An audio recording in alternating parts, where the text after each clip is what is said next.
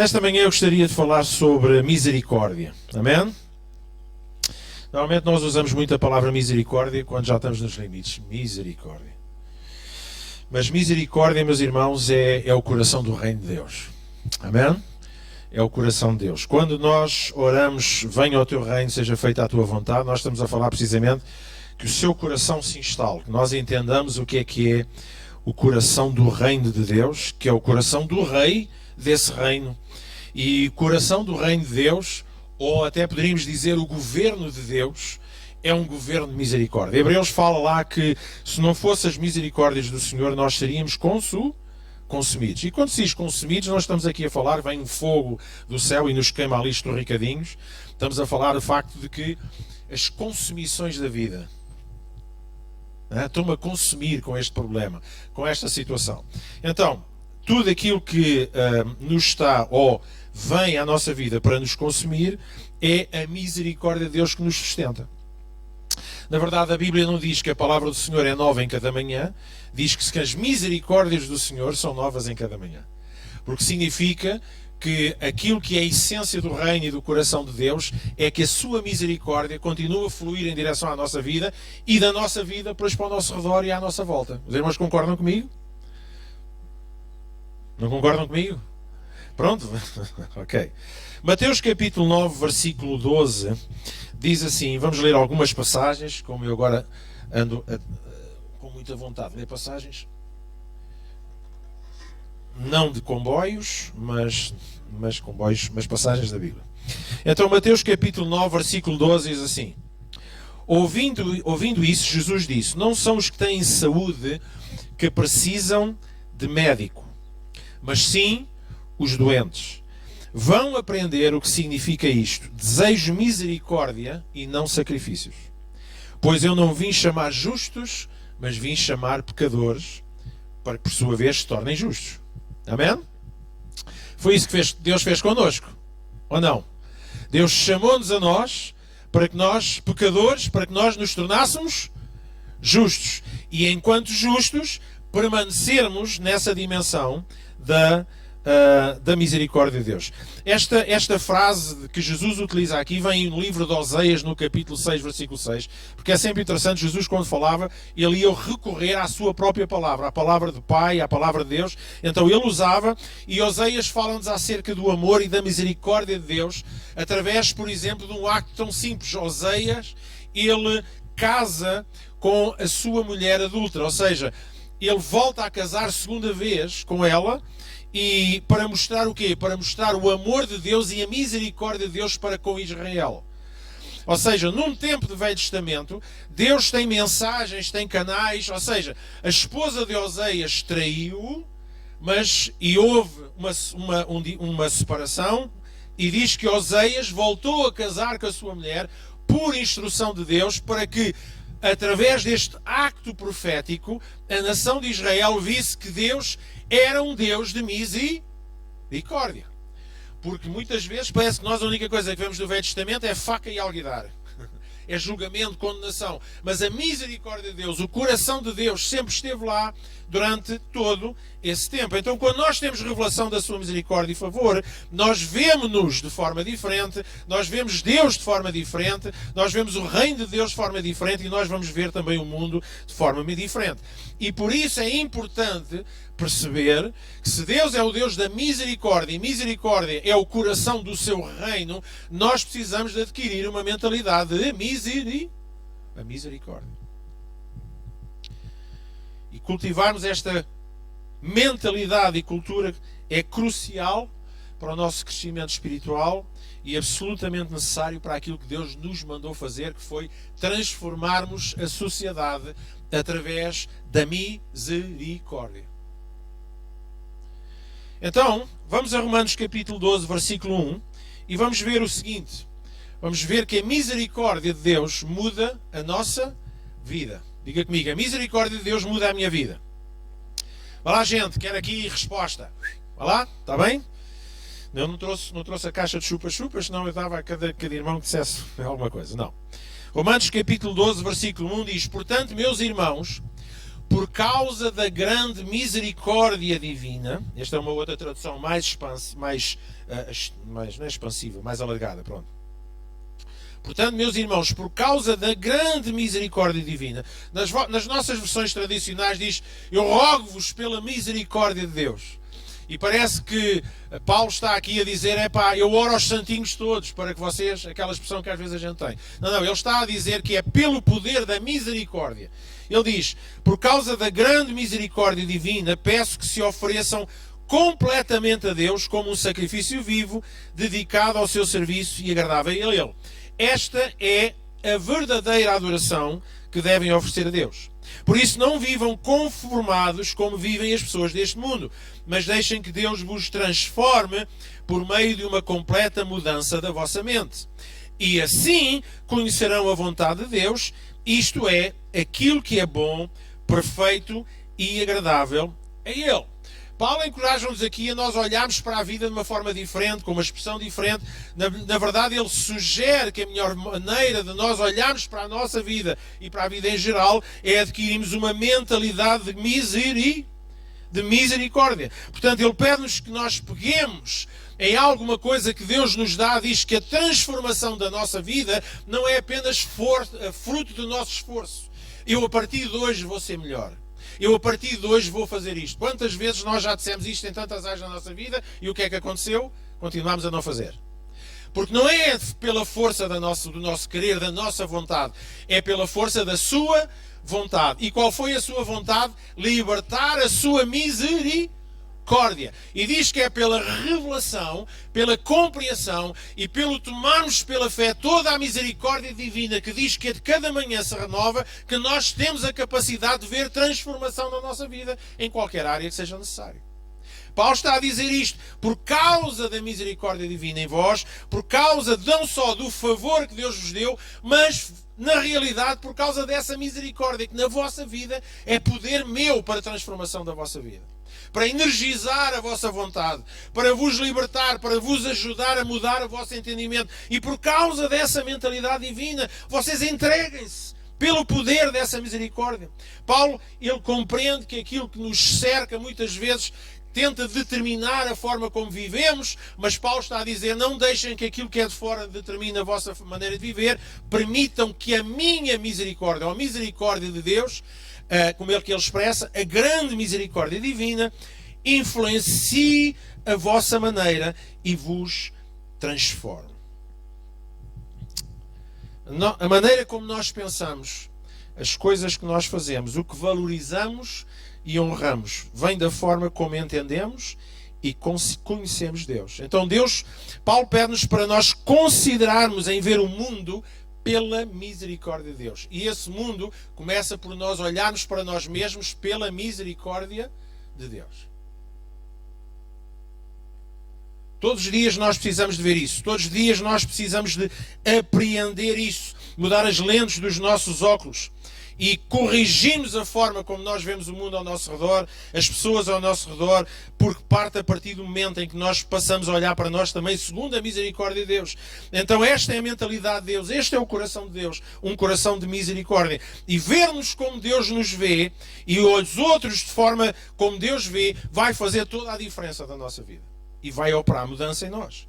Quando nós temos uma perspectiva da misericórdia de Deus, tudo muda na nossa vida. É isso que Paulo diz lá em Romanos, no capítulo 12, versículo 1. Então vamos olhar para a nossa vida segundo a perspectiva misericordiosa de Deus. Porque às vezes a gente nem precisa da ajuda do diabo. Nós somos os nossos juízes, nós somos os nossos carrascos, nós somos os nossos próprios carcereiros, nós somos os nossos próprios como é que se chama? Os punidores, carrascos, atormentadores. Nós fazemos isso em relação à nossa própria vida. Mas quando nós conseguimos olhar para nós segundo a grande misericórdia de Deus, nós encontramos força, capacidade para vivermos de acordo com essa misericórdia. E não só isso, mas para levarmos essa misericórdia para o mundo. Alguns dirão assim: mas misericórdia porquê? Olha, era misericórdia porque nós sem Deus estávamos perdidos. Estávamos a caminho do inferno. Misericórdia porque sem Deus nós estávamos mortos. Misericórdia porque sem Deus nós estávamos como inimigos dele.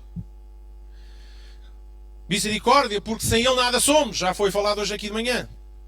Misericórdia, porque sem Ele nada podemos fazer. Misericórdia, porque sem Ele, na verdade, não existimos. Limitamos a sobreviver.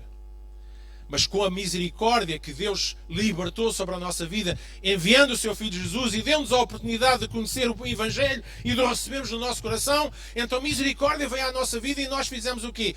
Nós reconhecemos que precisávamos de Deus. E ao reconhecermos que precisávamos de Deus, não apenas para ir para o céu em vez de ir para o inferno, porque o céu e o inferno, na verdade, têm a ver com a forma como nós vivemos. Eu, se estiver sem Deus, já estou no inferno.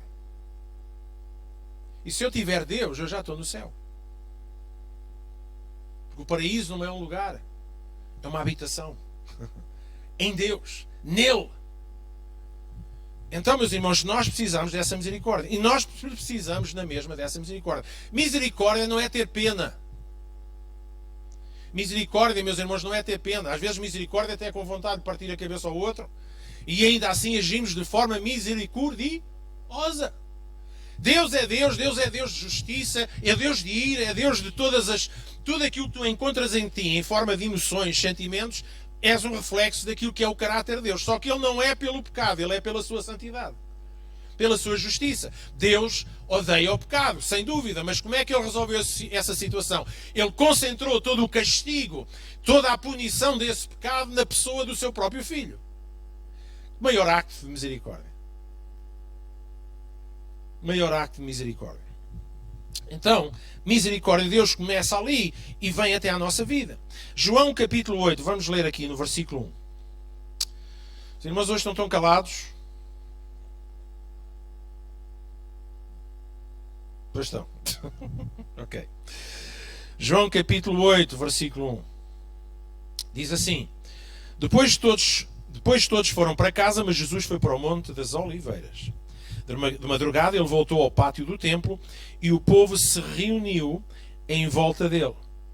E estava Jesus sentado a ensinar os outros. Aí alguns mestres da lei e fariseus levaram a Jesus uma mulher que tinha sido apanhada em adultério e a obrigaram a ficar de pé no meio de todos. Nós conhecemos bem esta passagem. E eles disseram: Mestre, esta mulher foi apanhada no acto de adultério. De acordo com a lei que Moisés nos deu, as mulheres adúlteras devem ser mortas à pedrada. Mas o Senhor, o que é que tu dizes sobre isso? Eles fizeram esta pergunta para conseguir uma prova contra Jesus, pois queriam acusá-lo, segundo a lei. Mas ele se abaixou e começou a escrever no chão com o dedo. E aí ninguém hoje sabe o que é que ele escreveu. Como eles continuaram a fazer a mesma pergunta, Jesus endireitou-se e disse-lhes: Quem de vocês estiver sem pecado, que seja o primeiro a atirar uma pedra nesta mulher. Jesus abaixou-se outra vez e continuou a escrever no chão. Quando ouviram isto, todos foram embora, um por um, começando pelos mais velhos. Ficaram só Jesus e a mulher, e ela continuou ali de pé. Então Jesus endireitou-se e disse: Mulher, onde é que estão os teus acusadores? Onde é que eles estão? Não ficou ninguém para te condenar? Ninguém, Senhor, respondeu ela. E Jesus disse: Pois eu também não te condeno, vai e não peques mais. Há algumas perguntas que nós precisamos fazer aqui a este texto. Em primeiro lugar, porquê é que os fariseus e escribas estavam a tentar apanhar Jesus? O que é que os irmãos acham? Porquê é que os fariseus e os escribas tentavam acusar Jesus e tentavam apanhar Jesus de alguma maneira? Alguém consegue perceber aqui?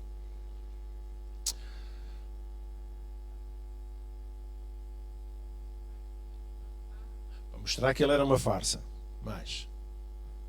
Mas porquê a necessidade de mostrar que Jesus era uma farsa? Aí está. Porque ele era uma ameaça ao establishment, como a gente diz, àquilo que estava estabelecido. E parece incrível, mas lá está. A lei, foi Deus que a estabeleceu naquele tempo. Mas o problema é que esta gente entendeu a lei sem entender, aceitou a lei sem entender o coração de Deus. Então, quando Jesus aparece, Jesus se torna uma ameaça. E sempre que alguém pensa e age acima daquilo que é a normalidade, se torna uma ameaça a bater. E Jesus, por incrível que pareça, ele não veio anular a lei, ele não veio abolir a lei, diz que ele veio cumpri-la. E ao cumpri-la, levar-nos para um patamar seguinte. E qual era o patamar seguinte? O patamar seguinte era a misericórdia. Por isso é que Jesus tantas vezes violou a própria lei, entre aspas. Na verdade, ele não a violou. Tinha a aparência de violação, mas na verdade Jesus até estava a cumpri-la. Quando? Quando, por exemplo, ele curava enfermos ao sábado. Quando Jesus se sentava com pessoas menos dignas. Quando Jesus estava com os discípulos e eles não lavavam as mãos. E outras coisas que tais. E permitia que outras pessoas chegassem, uma mulher que chorasse aos pés de Jesus. Jesus veio e veio trazer o coração de Deus, a percepção, a revelação de um coração de Deus, para além daquilo que aquela nação entendeu da lei. E o que é que ele veio trazer? Ele veio trazer misericórdia. E por isso tornou-se uma ameaça. Porque quem desmonta qualquer argumento pelo simples acto de bondade e misericórdia, torna-se uma ameaça para aquilo que está estabelecido. Porque quem mexe com o nosso conformismo e a nossa interpretação daquilo que é o mundo, daquilo que até aqui serviu para nós como base, torna-se uma ameaça. Uma ameaça. Porque, na verdade, não gostamos de ser confrontados com aquilo que dizemos querer, mas não vivemos. Por isso Jesus se tornou uma ameaça. Por isso eles tentaram apanhar Jesus. Então, meus irmãos, nós somos confrontados cada dia, eu sou confrontado cada dia com aquilo que é o exemplo de misericórdia de Jesus Cristo no meio da terra e no meio da nossa vida. E se há coisa que nós precisamos para crescermos, para sermos transformados, para que a igreja chegue a um patamar segundo o coração de Deus, é entendermos que Deus, acima de tudo, é um Deus de misericórdia. E Jesus sempre vai manifestar a sua misericórdia para aqueles que, segundo a nossa concepção religiosa, não a merecem. Ou então só a merecem se primeiro endireitarem a sua vida toda. Jesus veio contrariar isso tudo. E por isso ele era um mal a bater.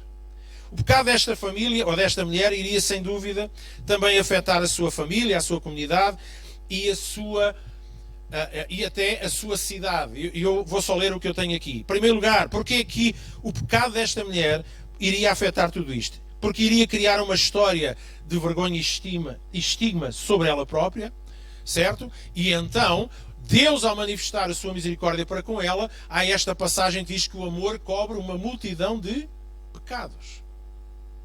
Então, onde abundou o pecado, superabundou o quê? A graça, a misericórdia.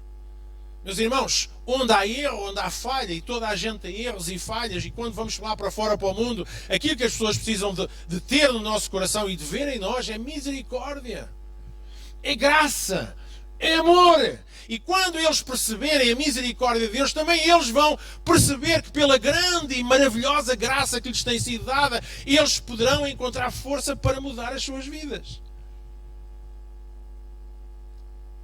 E isto é uma contracultura, até mesmo no meio cristão. É uma contracultura. Nós ficaríamos chocados, se calhar, se Jesus viesse em carne e osso aqui e andasse pela terra hoje. Ele iria chocar a igreja em tantas áreas, em tantas dimensões que a gente nem calcula. Porque Jesus, normalmente, onde chega, ele baralha-nos as contas. Sem violar os seus próprios princípios.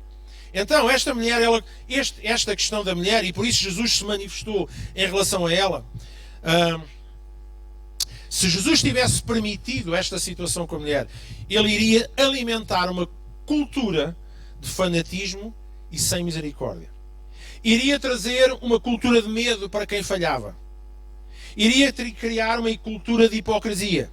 Iria criar uma cultura do medo e terror, tal como o fundamentalismo islâmico que nós encontramos, e não só. E iria colocar toda uma cidade debaixo de uma atmosfera de segurança. Então, se Jesus não tivesse agido de misericórdia para com esta mulher, estas eram as várias implicações que tenho. Agora, quando a gente lê isto, por exemplo, meus irmãos, é interessante para já dizer que Jesus tinha ido de madrugada para o templo e diz que estava sentado a falar e a ensinar o povo. E diz que o povo rodeou-o e Jesus os ensinava. E ele estava a trabalhar com aquele povo o quê? Para uma mudança de mentalidade, para trazer uma transformação àquela cidade. E neste contexto, porque os religiosos não estavam satisfeitos, eles vieram procurar derrotar Jesus utilizando aquilo que está à mão de todos, que é encontrar pecadores. E se Jesus não tivesse manifestado misericórdia para com aquela mulher, isto iria acontecer. Iria produzir na mulher e na história da sua família uma história de vergonha e estigma, iria alimentar uma cultura de fanatismo e sem misericórdia. Eu ao ler isto e ao escrever isto, meus irmãos, eu estou a pensar em tantas coisas que eu tenho visto até no meio evangélico, infelizmente. Uma cultura de medo para quem tem medo de falhar, vivemos sempre no medo de falhar. Certo? Uma cultura de hipocrisia, porque depois temos que montar um cenário de que está tudo bem com a nossa vida quando não está, porque não temos um ambiente de misericórdia onde podemos ser vulneráveis e podemos expor as nossas fragilidades, os nossos momentos e dizer eu preciso de ajuda ou eu estou nesta situação. Porquê? Porque precisamos de montar uma máscara. Porquê? Porque muitas vezes não há essa cultura e essa mentalidade de misericórdia. Criaram por isso mesmo uma cultura de medo e terror. Muitas vezes nós ficamos com medos, criamos medos dentro de nós. E terrores não direi, mas criamos medos e uma cultura de escondermos e nos ressentirmos. E depois porque Jesus iria alimentar naquela cidade, uma vez mais, uma atmosfera de insegurança. Toda a gente corria o risco de ser apedrejada por alguma coisa. Então Jesus não se focou no pecado desta mulher. Os irmãos concordam comigo? Os irmãos sabem que Jesus não está preocupado com o vosso pecado? Com os nossos pecados?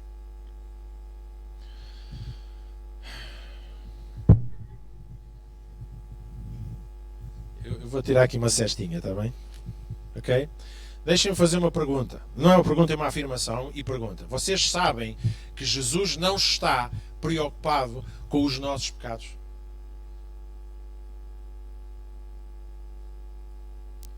Jesus não estava preocupado com o pecado desta mulher. Jesus não estava focado. O que Jesus estava focado nisso era levar esta mulher e estes homens a compreender que o coração de Deus é curar e libertar, é exercer misericórdia.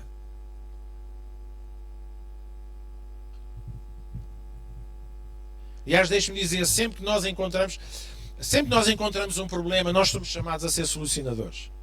Sempre que nós encontramos uma imperfeição, um erro, uma falha, uma necessidade, uma limitação, aquilo que Deus nos chama é a sermos misericordiosos. E ser misericordioso não é dizer, pronto, coitadinho, coitado do Carlos. Não. Ser misericordioso é assim, ok, eu estou aqui, bora lá, o que é que eu posso fazer? Vamos lá ajudar.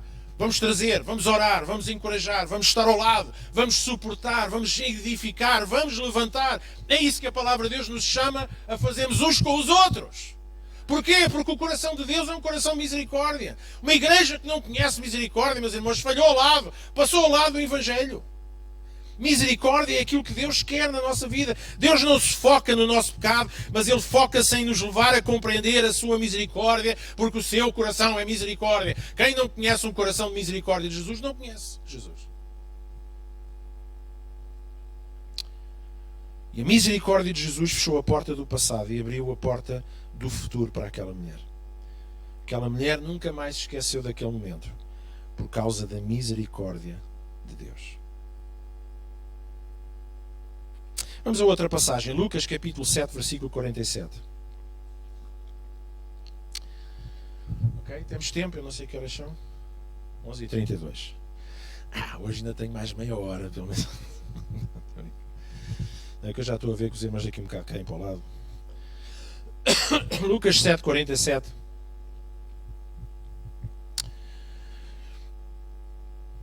Lucas 7, 47. Acerca de outra mulher, também ela, pecadora, enfim, quem é que não era, né? mas aqui os títulos que normalmente vêm nas Bíblias refletem também até a mentalidade de quem a traduz.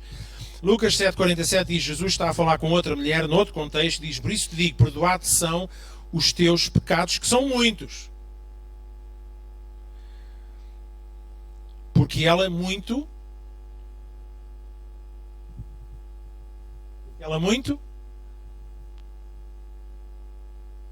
Sabe, esta é uma coisa que a mim é mistério ainda. Porque nós fomos ensinados sempre de uma determinada maneira. Quando a palavra de Deus diz que o amor cobre uma multidão de pecados, é como dizer assim, Jesus não está preocupado com os teus pecados, Jesus está entre aspas, a palavra preocupado, Jesus está interessado em saber enquanto tu amas. Jesus está aqui a dizer, olha, perdoados são os teus pecados. Vamos aqui apertar só este versículo. Perdoados são os teus pecados, que são muitos, porque ela muito, uau, que coisa. Mas aquele a quem pouco se perdoa, pouco ama. Aquele a quem pouco ama, pouco se perdoa. O que Jesus está aqui a dizer é que o acto desta mulher foi motivado pelo amor. E porque ela amou, ela viu misericórdia e aceitação em Jesus, e diz que Jesus perdoou os seus pecados só simplesmente porque aquela mulher o amou. Os irmãos entendem aqui uma simplicidade de princípio do reino? Aquilo que mexe com a vida espiritual da nossa vida não é aquilo que no momento, numa fase, no correr da nossa vida, fazemos de imperfeito para com Deus. Nós podemos ser imperfeitos porque o vamos ser, mas a nossa capacidade de amar faz com que Deus liberte a sua misericórdia sobre nós. Quem muito ama, muito lhe é perdoado. E quem muito perdoa, muito ama. E o amor, num circuito perfeito de graça, misericórdia de Deus, cobre uma multidão de pecados. Eu ainda me entusiasmo com isto. Eu sei que os irmãos, pronto, é mais uma pregação. Mas eu entusiasmo com isto. Porque isto desafia a minha compreensão, desafia a minha forma de estar em toda a minha vida. A partir daquele dia, aquela mulher mudou, não também como a outra, não por causa do medo, mas por causa da sua misericórdia e amor que ela encontrou. A partir desse dia, essa passou a ser a sua medida e a sua razão para viver para Deus. Meus irmãos, misericórdia é o coração de Deus. Misericórdia é o coração do reino. Misericórdia é aquilo que nós precisamos de entender. Normalmente, se nós só entendemos misericórdia quando é em relação a nós, mas quando é de nós para os outros, a gente já não consegue entender essa misericórdia. Mas se eu estou aqui hoje por causa da misericórdia de Deus, se eu vou conseguir alguma coisa na minha vida é por causa das grandes misericórdias de Deus, se eu sou salvo é por causa da misericórdia de Deus, se nós conseguimos ser igreja é por causa da misericórdia de Deus, se nós vamos ter sucesso, prosperidade, libertação, vitória, o que quisermos na nossa vida é por causa da misericórdia de Deus. Tiago 2, versículo 3, passagem que eu gosto tanto. Porque o juízo será sem misericórdia para aquele que não usou de misericórdia. Porque a misericórdia triunfa sobre o juízo. Diga comigo, irmãos. A misericórdia triunfa na minha vida. E pela misericórdia, eu vou triunfar em todas as áreas da minha vida. Repare bem, quando nós falamos acerca de dai, ser-vos dado, boa medida, recalcada e sacudida, vos deitarão no vosso regaço. Já falámos acerca disso. Irmãos, voltem lá a essa palavra e vejam que aquilo que está a falar da boa medida, recalcada e sacudida não é dinheiro. É misericórdia. Da mesma forma como nós libertamos misericórdia, nos libertarão na nossa vida. Amém? Porque com a mesma medida que nós medimos os outros, nos medirão a nós. E que medida é que Deus está aqui a falar? Medida de misericórdia. Então, se eu quero que a minha vida prospere, cresça, se desenvolva, se liberte, nós precisamos nos libertar desta mentalidade, desta identidade de pecado, de julgamento, de condenação. Vamos todos para o inferno e não podemos espirrar porque Deus já não nos ama. Mas, irmãos, exerçam e vivam no amor e na misericórdia. Porque a misericórdia é o coração do reino. São as suas misericórdias que são a causa de nós não sermos consumidos. São as suas misericórdias que é o nosso alimento todos os dias. E se estou de pé, é pela misericórdia de Deus. E se caio, eu estou lá e tenho a misericórdia de Deus na mesma. E levanto-me pela misericórdia e ando pela misericórdia. E quando alguém faz alguma coisa para comigo que eu não gosto e me tira do sério, nós exercitamos misericórdia também.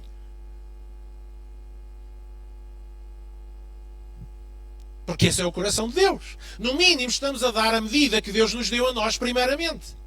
Porque eu recebi misericórdia, eu vivo na misericórdia, eu ajo na misericórdia, então quando eu vou ter com o maior malandro, eu vou exercitar misericórdia.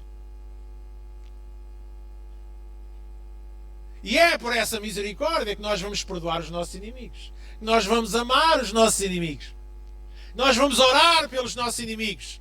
Não porque somos pessoas boas, somos santinhos. Não, não. Porque nós entendemos que o coração do reino é misericórdia. Aquele irmão, aquele malandro, aquele manganinho de vizinho. Já até começa a falar línguas. Misericórdia. Misericórdia. Em Judas, no capítulo 1, versículo 20 a 22, diz assim: mas, queridos amigos, vocês devem edificar as vossas vidas cada vez mais firmemente sobre o alicerce da nossa santa fé e aprender a orar no poder e na força do Espírito. Fiquem sempre dentro dos limites, onde o amor de Deus possa chegar até vós e abençoar-vos.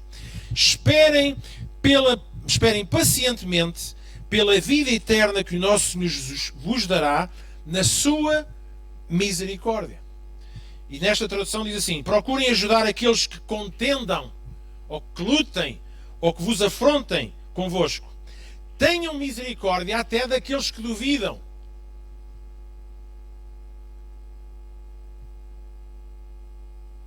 Eu vou ler outra vez. A tradução é a mesma? Ou só estás a pôr os versículos, só as referências, pois? Ok. Mas não fui eu que dei instruções nesse sentido. Atenção, portanto, só para que fique bem claro. Eu volto a ler. Judas é o livrinho pequenino, mesmo antes do Apocalipse, só tem um capítulo.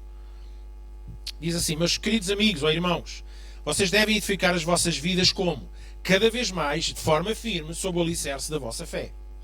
Como? Aprendendo a orar no poder e na força do Espírito Santo. Fiquem sempre dentro dos limites onde o amor de Deus possa chegar até vós e abençoar-vos. Esperem pacientemente pela vida eterna que o nosso Senhor Jesus Cristo vos dará na sua misericórdia. Deixem-me dizer que a vida eterna é tida e entendida como um tempo que nós vamos viver eternamente com Jesus, mas deixem-me dizer que a vida eterna é esta, que conheçam a Jesus como o seu Filho. Então essa vida eterna já está em nós e ela vai se tornando cada vez mais ampla no nosso coração. Porquê? Pela misericórdia que Deus nos concede. Mas depois Deus, aqui através de Judas, diz-nos este desafio: procurem ajudar aqueles que lutam contra vocês. Aqueles que falam mal de vocês. Aqueles que vos prejudicaram lá, as vizinhas e os vizinhos. Aquele colega de trabalho. Aquele patrão. Aquele malandro lá, não sei de onde, que fez qualquer coisa. Procurem fazê-lo. Porquê? Por causa da misericórdia de... E depois diz assim: procurem ajudar, portanto, esses que lutam com vocês, que argumentam, que contendem com vocês. E depois diz: tenham misericórdia até daqueles que duvidam. Daqueles que ainda não têm uma fé estabelecida, daqueles que ainda oscilam na sua fé, daqueles que ainda não conhecem. Mas, irmãos, o coração de Deus, a misericórdia de Deus é o governo de Deus na nossa vida. Não sei se vocês percebem a dimensão disso, mas não me cabe a mim convencer-vos. Cabe-me a mim apenas pregar a palavra de Deus.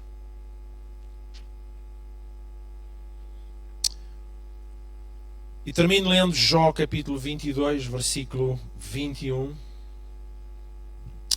Nesta passagem, Jó encoraja-nos a tomar nas nossas mãos a responsabilidade em criarmos a atmosfera que carrega a presença de Deus. Eu volto a dizer, vamos ler esta passagem. Que Jó ele está aqui a encorajar-nos a assumirmos a responsabilidade de criarmos uma atmosfera onde a presença de Deus se manifesta. Os irmãos querem ver a manifestação da presença de Deus? Porquê? Para se sentirem bem? Ok. Porque queremos tudo dele. Porque o amamos e desejamos. E por isso a sua manifestação é uma continuação disso. Não apenas porque nos faz sentir bem. Hoje o culto foi tão abençoado. Né? Mas para que o lidarmos com a manifestação direta da presença de Deus também nos transforme e nos marque a nossa vida. E aqui, meus irmãos, nós precisamos de assumir essa responsabilidade que vem pelo facto de nós interiorizarmos que o coração do reino, o governo de Deus na nossa vida é misericórdia. Então Jó, no capítulo 22 a 21, diz: sujeita-te a Deus, fica em paz com Ele, e desta maneira a prosperidade virá até ti. Aceita a instrução que vem da sua boca e põe no coração as suas palavras. Se voltares para o Todo-Poderoso, serás restaurado. se afastares da tua tenda a injustiça, lançar ao pó as tuas pepitas, o teu ouro puro de Ofir, às rochas dos vales. Tudo isto tem significados, mas no fundo ele está a falar de riquezas, de tudo aquilo que cativa o coração humano. O Todo-Poderoso será o teu ouro, será para ti prata seleta. Certamente que acharás prazer no Todo-Poderoso e erguerás o rosto para Deus. A Ele orarás, e Ele te ouvirá, e tu cumprirás os seus votos. O que decidires se fará, e a luz brilhará nos teus caminhos. Quando os homens forem humilhados, e tu disseres, levanta-os, Ele salvará o abatido. Livrará até o que não é inocente, que será liberto, graças à pureza ou à misericórdia, em outras versões, que há nas tuas mãos.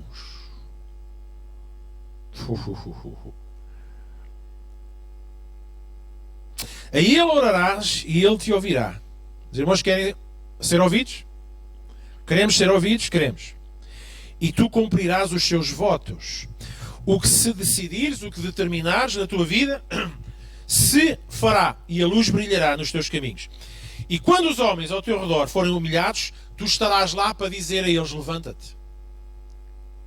E tu os levantarás. E porque tu fazes esse acto de misericórdia, diz aqui no versículo 29, Ele salvará e levantará aquele que está abatido. Ele livrará até aquele que não é inocente. Isto rompe-nos com os fusíveis. Que será liberto graças à pureza, à misericórdia que há nas tuas mãos. Meus irmãos, eu quero a atmosfera de Deus na minha vida. Eu quero a atmosfera de Deus na casa de Deus. Eu quero a atmosfera do reino de Deus. Mas isso significa que nós vivemos, transpiramos, respiramos.